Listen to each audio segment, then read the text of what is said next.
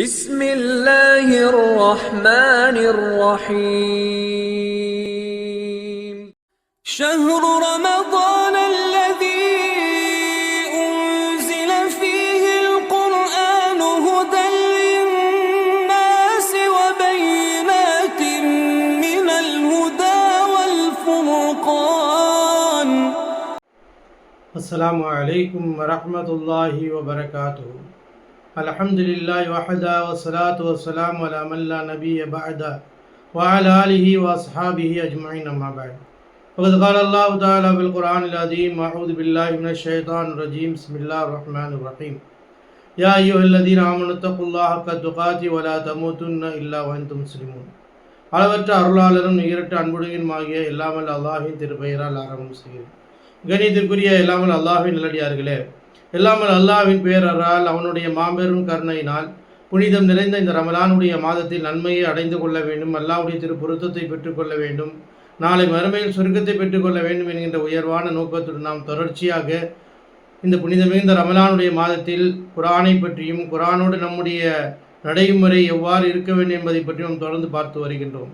எனவே அன்பிற்குரிய அல்லாஹ்வின் நல்லடியார்கள், அல்லாஹ்வுடைய வேதமாகிய குர்ஆன் நமக்கு நேர்வழி காட்டியாக இறைவன் இறக்கியிருக்கின்றான்.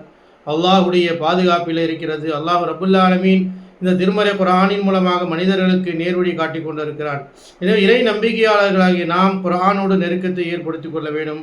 அன்றாடம் நம்முடைய குர்ஆனுடைய வாழ்க்கையை சொல்வதை பின்பற்றி நடக்க வேண்டும், அதை ஓத வேண்டும், புரிந்து கொள்ள வேண்டும். எனவே இதுதான் நம்முடைய வாழ்க்கையை உயர்த்தக்கூடியதாகவும் வெற்றி தரக்கூடியதாகவும் இருக்கின்றது.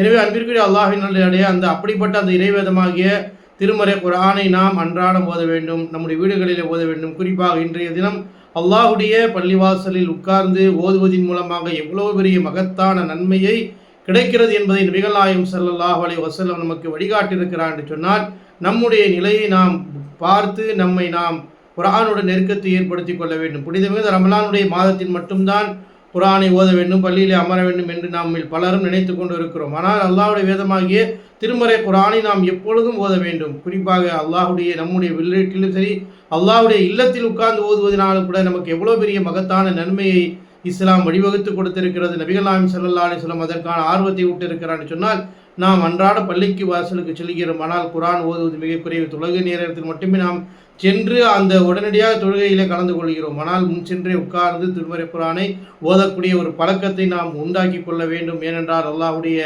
இறை இல்லத்தில் அமர்ந்து திருமறை குர்ஆனை ஓதுவதும் அந்த மார்க்கத்தை அறிந்து கொள்வதற்கான மகத்தான நன்மையை நமக்கு நபி ஸல்லல்லாஹு அலைஹி வஸல்லம் அவர்கள் வழிகாட்டியிருக்கிறார்கள். அல்லாஹ் சுப்ஹானஹு வ தஆலா திருமறை குர்ஆனிலே குறிப்பிடுகிறான். சூரத்துல் அன்ஆம் 6வது சூராவினுடைய 155வது வசனத்தில், வஹாதா கிதாபுன் அன்ஸல்னாஹு முபாரக்குன் ஃபத்தபியூஹு லஅல்லக்கும் துர்ஹமூன். வஹாதா கிதாபுன், இது அல்லாஹ்வுடைய வேதமாகிய திருமறை குர்ஆன். இந்த வேத கிதாப் இருக்கிறது அல்லாஹ்வுடையது, அல்லாஹ் இறக்கி வைத்தது. அன்ஸல்னா, இதை நாம் தான் இறக்கி வைத்தோம் என்று அல்லாஹ் தஆலா கூறுகிறார். முபாரக்குன், இது பரக்கத்து பொருந்திய வேதமாக இருக்கிறது, இது பரக்கத்தை பெற்றுத்தரக்கூடிய வேதமாக இந்த குர்ஆன் இருக்கிறது. எனவே ஃபத்தபியூஹு, அந்த குர்ஆனை நீங்கள் பின்பற்றுங்கள், குர்ஆன் சொல்வதை கேளுங்கள், குர்ஆனுடைய கட்டளைக்கு கட்டுப்படுங்கள், பின்பற்றுங்கள். அது செய்ய சொன்ன விஷயத்தை குர்ஆன் சொன்னதை நாம் செய்ய வேண்டும், அது தடுத்த விஷயங்களை விட்டு தவிர்த்து கொள்ள வேண்டும். இப்படி ஒரு அடியான் அல்லாஹ்வுடைய வேதமாக திருமறை குர்ஆனை பின்பற்றுவதன் மூலமாக லஅல்லக்கும் துர்ஹமூன், நீங்கள் கிருபை செய்யப்படுவீர்கள், அல்லாஹ்வுடைய கிருபை கிடைக்கும், அல்லாஹ்வுடைய மன்னிப்பு கிடைக்கும், அல்லாஹ்வுடைய கருணை கிடைக்கும் என்று அல்லாஹ் தஆலா திருமறை குர்ஆனின் மூலமாக நமக்கு அல்லாஹ்வுடைய கருணையின் பக்கம் திருப்புகின்றான்.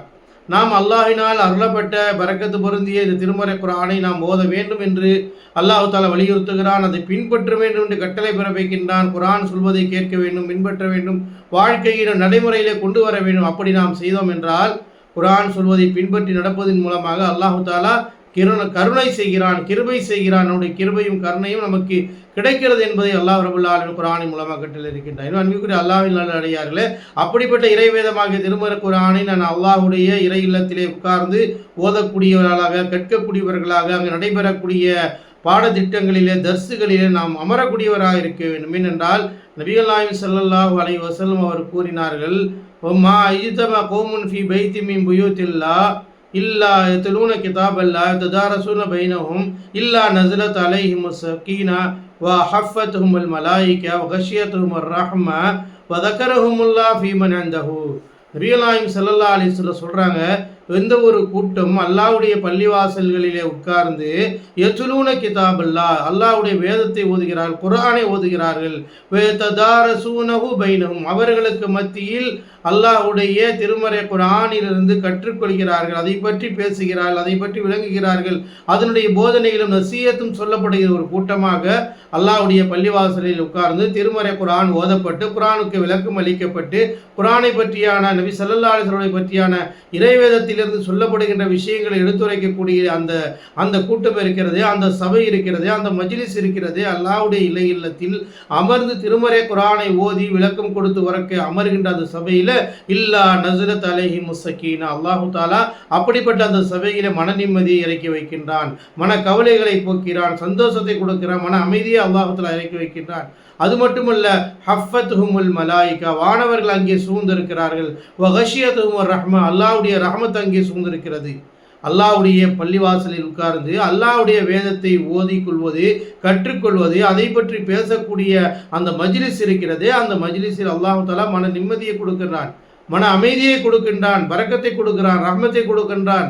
அது மட்டுமல்ல அவனுடைய சிறப்பு மிக்க படைப்பாகிய வானவர்கள் அங்கே சூழ்ந்து கொண்டிருக்கிறார்கள், வானவர்கள் அங்கே அமர்ந்திருக்கிறார்கள், வானவர்களும் கேட்கிறார்கள்.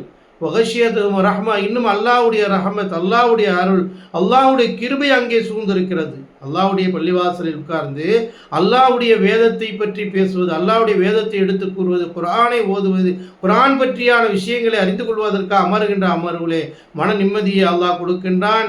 வானவர்கள் அங்கே அமர்கிறார்கள், அல்லாஹ்வுடைய ரஹ்மத் அங்கே சூழ்ந்து கொண்டிருக்கிறது. அது மட்டுமல்ல தக்கரஹமுல்லா ஃபீமன் அல்லாஹு தஆலா அவனிடத்தில் உள்ள வானவர்களிடத்திலே இங்கே அமர்ந்திருக்கிறவரை பற்றி எடுத்து கூறி பெருமையாக பேசுகிறான். அல்லாஹ் நினைவு கூறுகிறான்.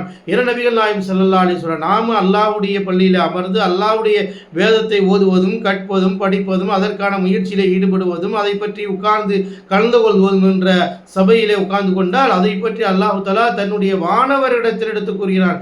அடியான் என்னை பற்றி பேசக்கூடிய சபையிலே என்னுடைய வேதத்தை ஓதக்கூடிய இடத்திலே அமர்ந்திருக்கிறான் என்று அல்லாஹ் தஆலா தன்னுடைய வானவரிடத்தில் எடுத்து கூறுகிறான் என்று நபிகள் நாயகம் ஸல்லல்லாஹு அலைஹி வஸல்லம் அவர்கள் குறிப்பிடுகிறான்னு சொன்னால் அல்லாஹ் தஆலா எவ்வளவு பெரிய ஒரு மகத்துவத்தை இறை இல்லத்திலே உட்கார்ந்து இறை வேதத்தை ஓதுவதின் மூலமாக, இறை வேதத்தை கற்றுக்கொள்வதின் மூலமாக, அப்படிப்பட்ட சபையிலே அமர்வதின் மூலமாக அல்லாஹ் தஆலா நம்மை பற்றி வானவரிடத்திலே எடுத்து கூறுகிறான், நினைவு கூறுகிறான் என்று நபிகள் நாயகம் ஸல்லல்லாஹு அலைஹி வஸல்லம் அவர் குறிப்பிடுகிறார் என்று சொன்னால் அன்பிற்குரிய அல்லாஹ்வின் நல்லடியார்களே, ஒவ்வொரு அடியார்களாகி நாம் அல்லாஹ்வுடைய பள்ளிவாசலோடு தொடர்பு ஏற்படுத்திக் கொள்ள வேண்டும், குர்ஆனை அங்கே ஓத வேண்டும், குர்ஆனை கற்க வேண்டும், குர்ஆனை பற்றி பேசக்கூடிய அந்த சபையிலே நாம் அமர வேண்டும், கேட்க வேண்டும்.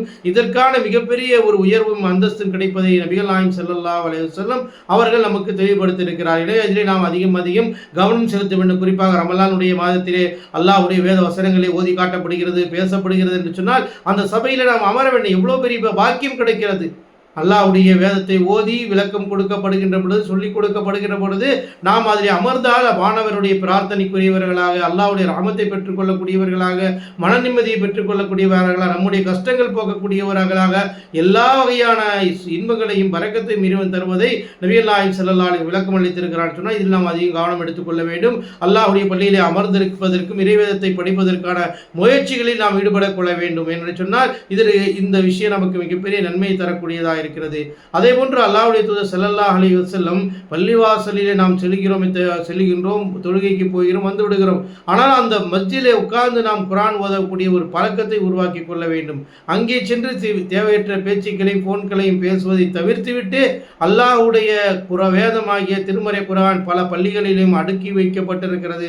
அதை நாம் தொடுவது கிடையாது, பார்ப்பது கிடையாது, எடுப்பது கிடையாது. எனவே அன்பிற்குரிய அல்லாஹ்வின் நல்லடியார்களே, அப்படிப்பட்ட நிலையிலிருந்து சமூகத்தை மாற்ற வேண்டும். நாம் அல்லாஹ்வுடைய வேதத்தை குர்ஆனை எடுத்து ஓத வேண்டும், முன்கூட்டியே பள்ளிக்கு செல்ல வேண்டும், சிறிது நேரம் அமர்ந்து ஓத வேண்டும், அல்லது தொழுகைக்கு பிறகு ஓத வேண்டும்.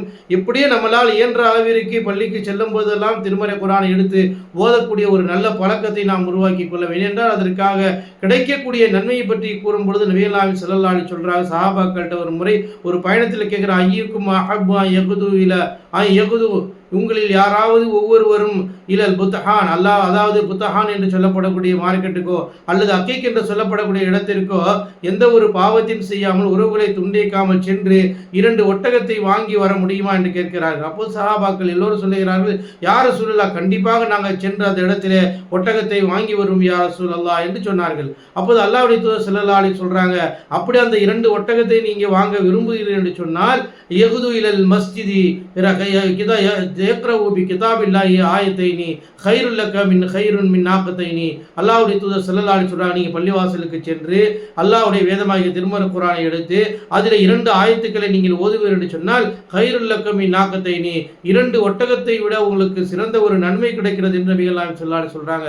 அல்லாஹ்வுடைய திருமறை குர்ஆனை அல்லாஹ்வுடைய பள்ளிவாசலுக்கு சென்று நாம் ஓதுவோம் என்று சொன்னால் 2 ஆயத்தை ஓதுவதன் மூலமாக 2 ஒட்டகத்தினுடைய நன்மை நமக்கு கிடைக்கிறது என்று நபிகள் நாயகம் ஸல்லல்லாஹு அலைஹி சொல்றாங்க.